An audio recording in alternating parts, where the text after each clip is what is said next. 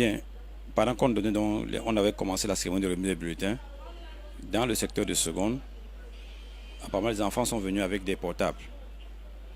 Maintenant, il y a d'autres enfants qui étaient déjà exclus du lycée, donc les trois suspects qui ont été pris, deux sont des exclus du lycée, et un est encore en classe, en seconde allemand chez nous. Alors ils allaient devant les camarades, taxer, comme on dit, bien agressifs pour acheter leur téléphone. C'est donc pendant ces risques-là, donc, ils avaient un parmi avec le poignard, je ne sais pas encore qui passait, les enquêtes qui vont déterminer qui permet exactement le poignard. Ils ont donc commencé à blesser les camarades pour acheter leur téléphone. Malheureusement, ils ont mal blessé l'autre qui est passé de devis à trépas. Oui, ce matin, quand je sortais pour aller faire le sport, l'enfant était en train de s'apprêter pour aller prendre son bulletin. C'est tout à l'heure que j'entends qu'on a poignardé l'enfant. Il y a un de sa camarade de classe qui allait à la maison informer la ménagère qu'on a poignardé Beirous. Et la ménagère a appelé la dame.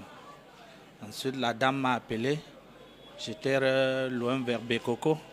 C'est là où j'ai fait chemin retour et que je constate que effectivement l'enfant a été poignardé à mort.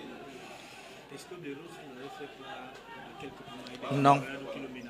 Non, il ne m'a pas fait part de quelque chose. Il m'a juste dit qu'il partait prendre son bulletin. Il ne m'a pas fait part de menace quelconque. Durant l'année scolaire, il ne s'est jamais plaint de menaces? Non, il ne s'est jamais plaint de menaces. C'était sa première année scolaire aussi? C'était sa première année parce que l'an dernier, il était au lycée de Bepanda. C'est cette année que je l'ai inscrit ici.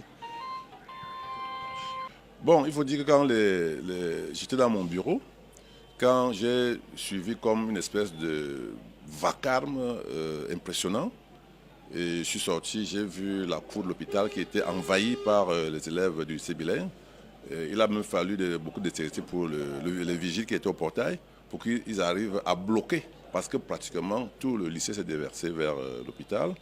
Et maintenant, quand on regarde, ils transportaient leurs camarades qui étaient pratiquement inanimés. Donc on a essayé donc de gérer, de les bloquer et de voir ce qui s'est passé.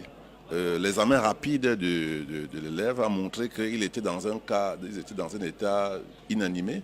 Il était pâle, les conjonctives étaient réactives. Il avait une blessure, une plaie ouverte par arme blanche, juste sur le mamelon gauche, exactement à côté de la pointe du cœur.